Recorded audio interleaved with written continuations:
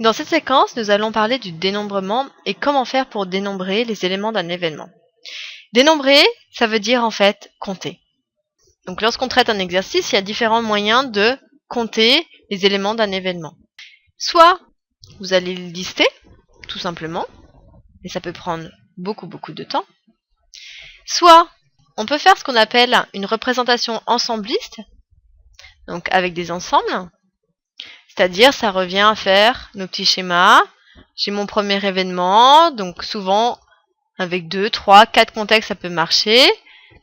Sachant que ici, là, je vais avoir un événement. Par exemple, je vais l'appeler grand A. Et puis ici, je vais avoir un autre événement que je vais appeler grand B. Puis grâce à ce dessin, je vais pouvoir représenter ce qui est au milieu, ici, qui s'appelle A inter B. On avait vu ce que c'était l'union également, et puis on peut compter avec ce moyen-là. Il y a un autre moyen, également, de traduire nos énoncés.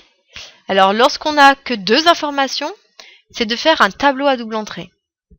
Par exemple, en fait, on est dans un contexte où il y a 2 défauts, le défaut A, le défaut B.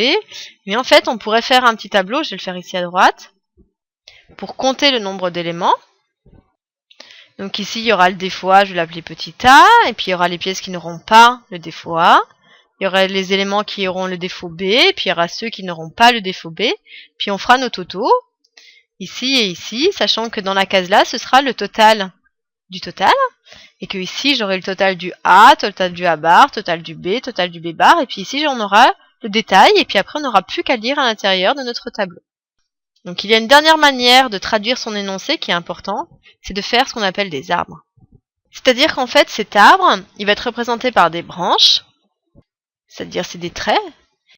Donc au bout des branches, on va mettre les événements qui vont nous intéresser.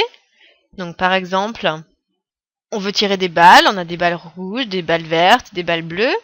Et puis ici, en fait, sur les branches, on va écrire les probabilités. Donc ça, on apprendra. Ici, on mettra les probas, les valeurs des probabilités. Comme ça sera très simple à lire.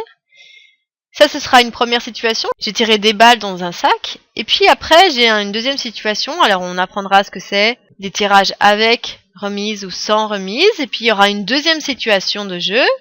Et puis, je vais encore refaire des branches. En fait, ce sont des sous-branches.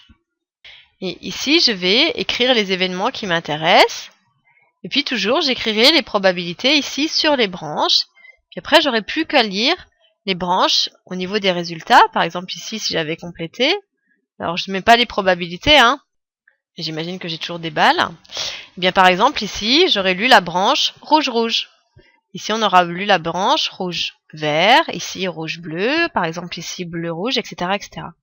Donc c'est un moyen très intéressant également pour traduire un contexte. On verra au cas par cas, au niveau des exercices, lequel de ces 3 moyens est le plus intéressant.